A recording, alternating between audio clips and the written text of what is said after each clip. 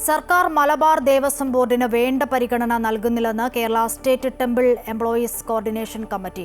1994 ഹൈക്കോടതി നിയമം നടപ്പിലാക്കുക, ക്ഷേത്രം ജീവനക്കാരുടെ വേതനം വർദ്ധിപ്പിക്കുക, വേതന കുടിശ്ശിക തീർത്തു നൽകുക തുടങ്ങിയ ആവശ്യങ്ങൾ ഉന്നയിച്ചുകൊണ്ട് Kerala state temple employees coordination committee കോഴിക്കോട്ടെ മലബാർ ദേവസ്വം ബോർഡ് ആസ്ഥാനത്തേക്ക് പ്രതിഷേധ മാർച്ച് നടത്തി.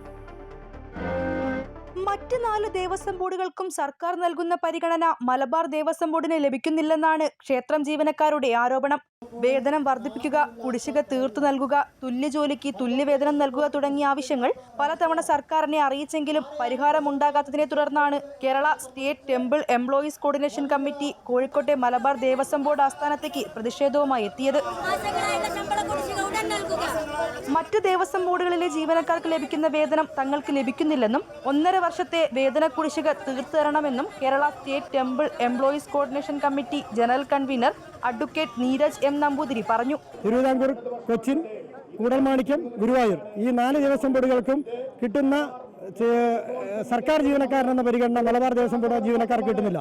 കേവലം ഇവിടെ 8,000, 12,000 രൂപ ശമ്പളമുള്ളപ്പോൾ ക്ലാസ് 4 ജീവനക്കാരൻ്റെ ശമ്പളമായ 18,000, 24,000 എന്നുള്ള ശമ്പളം മറ്റു ദേവസ്വത്തിലെ നിലനിൽക്കെ മലബാർ ദേവസ്വം ബോർഡ് ജീവനക്കാരോട് മാത്രം ഇത്തരമൊരു അവഗണന കാണിക്കുന്നത്. ഈ പ്രശ്നങ്ങൾക്കെല്ലാം പരിഹാരം കാണാൻ 1994 ഹൈക്കോടതി വിധി നടപ്പാക്കണമെന്നും കമ്മിറ്റി ചെയർമാൻ വി ശ്രീനിവാസൻ പറഞ്ഞു.